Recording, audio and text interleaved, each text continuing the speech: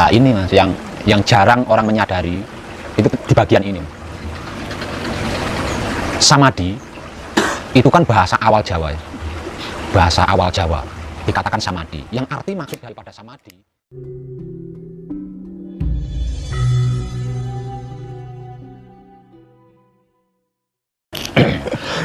Oke, sambil ngudut Pak Web. Saya tadi ngobrol-ngobrol sama Mas Kris. Nah, kalau apa yang paling rutin dikerjakan di sini itu bukan meditasi tapi samadhi. Samadhi, ya. Samadhi begitu. Pertanyaan saya begini, ketika saya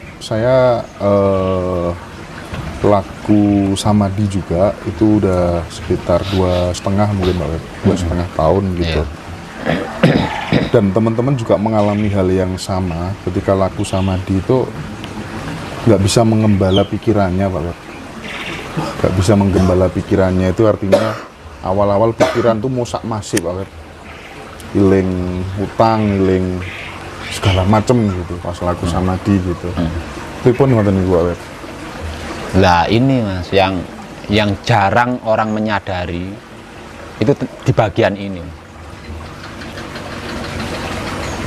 Samadhi itu kan bahasa awal Jawa ya. Bahasa awal Jawa dikatakan samadhi, yang arti maksud daripada samadhi adalah semelehe memedi. Semelehe memedi. Arti maksudnya samadhi adalah semelehe memedi. Nah, semelehe memedi ini kalau dibahasakan NKRI sama halnya dengan hilangnya keraguan atau hilangnya ketakutan. Itu kalau diartikan dalam bahasa NKRI-nya. Jadi, yang tepat ketika bersamadhi, mau pikiran ingat utang, ingat pekerjaan, ingat pacar, ingat apa, baik nggak usah ragu, nggak usah takut harusnya mas. Samadhi itu kan diam. Samadhi bisa diartikan dengan istilah lain sebagai bertobat. Samadhi juga bisa diartikan sebagai bodoh. Kok bodoh Pak? Iya. Kenapa harus menggunakan metode semedi? Karena udah capek mas. Ya, capek, ya kan laku ke sana berspiritual kan orang kan udah capek nih. Akhirnya berkeputusan wis. Saking lelahnya. Yang didapatkan itu aja. Kesana lagi dapatnya itu, kesana lagi dapatnya akhirnya diam. Di luar niatan, ketika dia diam itu loh semedi asli. Di luar ingatan, di luar kesengajaan. Di luar kesengajaan. Ketika dia diam itu loh maksud semedi. Jadi bisa disimpulkan dari sini bahwasanya semedi itu sesungguhnya diam. Kalau belum diam berarti belum samadhi. Nah, mayoritas ketika seseorang bersamadhi ini menganggap dirinya tidak diam. Karena apa? Karena otak atau pikirannya kan ingat utang, akhirnya dia di situ memutuskan diam kan. Padahal diam itu raganya, Mas. Raganya. Jadi bisa diambil kesimpulan ketika pikiran kita ingat itu di saat sedang bersamadhi jarno biarkan yang penting raganya tetap diam. Itu aslinya semedi. Dan ketika raga seorang manusia hidup bersedia mau diam, maka yang bergerak adalah isinya, Mas. Isinya manusia hidup. Ketika raganya manusia hidup itu mau diam, diam tok. Maka isi raganya manusia itu yang bergerak. Nah, isi raganya manusia itu siapa, Mas? Iya. Isi raganya manusia itu siapa? Artinya dari sini kita bisa mengambil kesimpulan ketika pikiran saya ingat kerjaan, pikiran saya ingat utang, pikiran saya ingat rumah, pikiran saya ingat itu siapa, Mas? Kan isinya raga, dalam artian kan dia sendiri. Ya, wis bisa jarno wae. Iya. Lah di sini banyak yang nggak nyadari, Mas. Jadi merasa gagal di situ dia. Satu merasa gagal dan yang paling parah, Mas, dilawan. Oh. Jadi ketika duduk diam, niatnya wis meneng semedi niatnya. Tapi otak kan namanya orang manusia hidup, otaknya kon meneng piye, Mas? Terus Nggak bisa lah manusia hidup otaknya suruh diem. Ingat apa namanya? Ingat pekerjaan. Ah ini ditolak. Mak saya maunya diem, saya maunya tenang. Ngapain sih ingat pekerjaan? Ngapain sih ingat itu? Maka inti daripada spiritual kan mengenal dia, Mas. Mengenal diri berarti kan mengenal dia. Ketika raga kita mau diam, dia kan bergerak karena dia memang nggak bisa diam. Dia kan nggak bisa diam. Nah, seharusnya semakin dia banyak bergerak, kita semakin mudah mengenali, Mas. Nah, kalau dia yang diem, dia, Mas. Sayanya nggak diem kan karena capek, karena dirubung lemut dan lain sebagainya, kan dianya yang diem. Angel. Tapi ketika diri kita yang diam, dia yang bergerak. Semakin dia banyak bergerak, harusnya kan semakin mudah kita mengenali dia. Tidak selembar daun pun yang jatuh ke bumi, dia tidak mengetahui. Kenapa dia bisa mengetahui? Lawang dia sendiri kok. Daun yang jatuh juga dia. Nah, ketika pikiran kita ingat utang, ingat kuwi sapa berarti, Mas? Itu siap. Kan dia sendiri, Mas. Lah wong garek nyekseni, garek tinggal nonton aja, ngapain kita jutek? Lah wong tinggal nonton aja. Ini rahasianya ini ngono, Mas. Rahasianya di situ. Tanpa teteng aling-aling. Wes arep apa misal ada sosok jelek gitu ya di sini, pocong, biarin aja. Ingat utang, biarin aja. Ingat rumah, biarin aja. Muncul lagi jelek, saya nabi, biarin aja. Biar semua nengoy.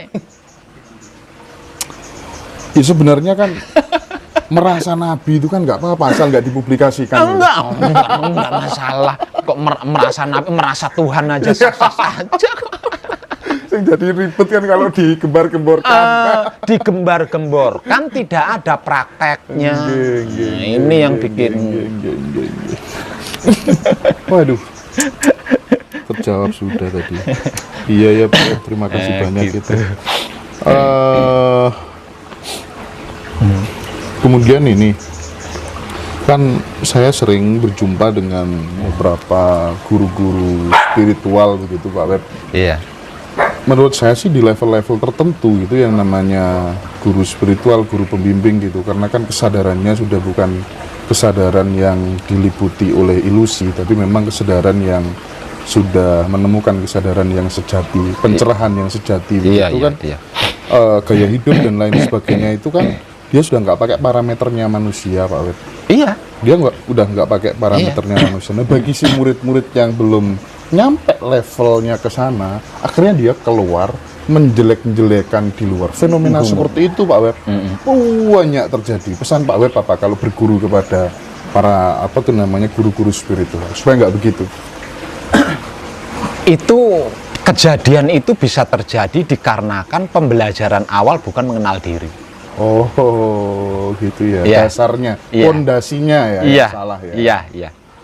Niat awal atau dasar awal yang tidak tepat. Jadi mau belajar berspiritual apapun, usahakan awalnya harus mengenal diri. Mintalah bimbingan tentang mengenal diri. Siapa aku, dari mana aku, untuk apa aku, hendak kemana aku. Itu. Kalau yang kita datangi kok tidak bisa memberikan pelajaran itu, mending ojo sik. Karena pasti nanti koyo ngono kuwi kejadiannya gitu. Kejadiannya kayak. Tapi siapapun dia, jika niat awal atau dasar awal pembelajarannya adalah mengenal diri, nanti di situ ada ada keakraban, Mas. Ada keakraban. Karena apa? Karena spiritual yang sesungguhnya ini tidak bisa ada istilah guru atau murid, tidak bisa. Istilahnya harus teman seperjalanan spiritual. Teman seperjalanan. Iya. Kalau ada istilah guru, ada istilah murid, susah untuk mengenal diri itu susah. Untuk mengenal diri itu kesulitan sekali. Jadi siapapun kita kalau kesadaran kita tergugah, tergerak untuk melakukan sebuah spiritual atau perjalanan menuju Tuhan katakanlah, langkah awal maka kenalilah dirimu dulu. Setelah mengenal diri, lah nanti akan tahu. Sehingganya secara forum itu ndak ada guru dan murid. Tapi di luar forum bisa. Oke. Di luar forum. Iya. Jadi mengenal diri itu kunci untuk mengatasi segala macam problem. Aslinya Mas, aslinya itu.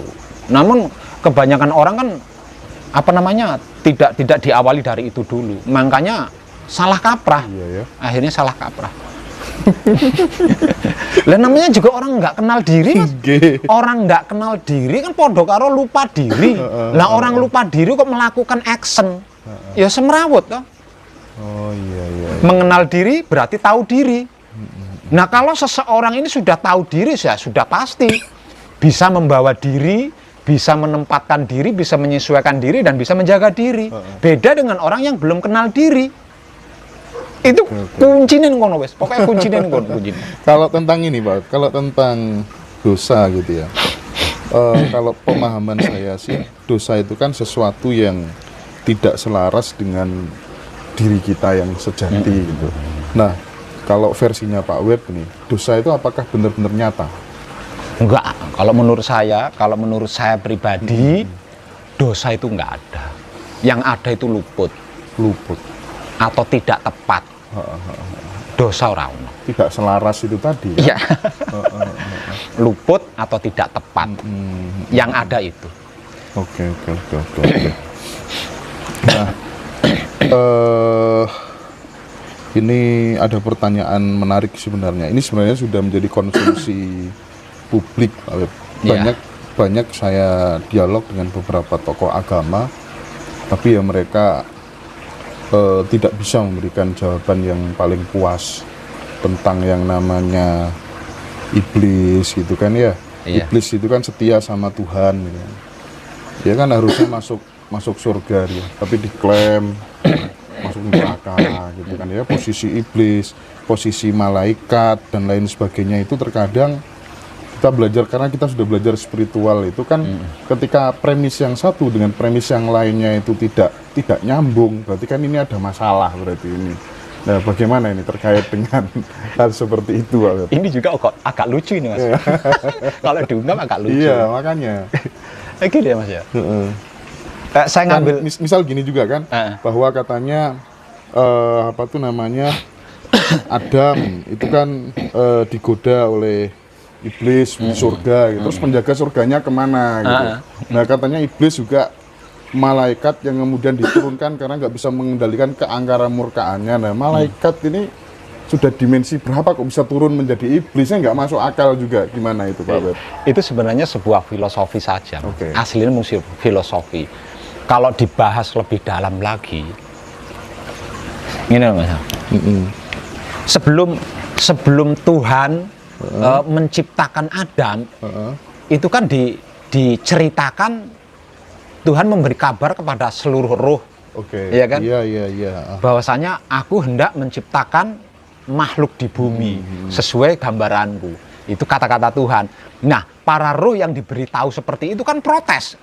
Ya, mengapa engkau hendak menciptakan manusia di bumi, ya Tuhan? Yang nantinya manusia itu akan membuat kerusakan di bumi. Apakah belum cukup? Lawang kami ini yang selalu bertasbih kepadamu, yang selalu memuji kamu, apakah itu belum cukup sehingga kok kamu masih mau menciptakan makhluk lagi di bumi? Ini kalau dibahas kan lucu ya Mas. Masuk Tuhan itu pamitan kalau musyawarah, nah lucu itu. Kalau dibahas dalam loh Mas. Iya, kalau pakai parameter itu lucu memang. Lucu. Apalagi gini.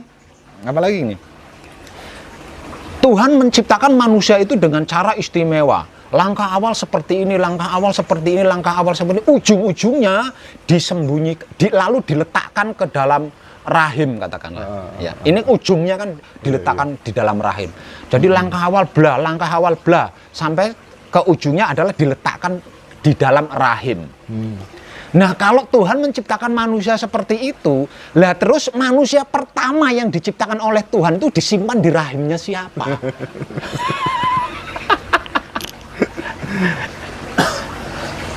Tapi kan kita nggak pernah berpikir ke situ. Iya. Iya. Oke lah kalau kita oke. Kita kan apakanlah setelah berbentuk janin kita disimpan di rahimnya sang ibu kan. Iya, iya. Lah manusia pertama ini kan nggak beribu. G. Lah ini janinnya disimpan di rahimnya siapa?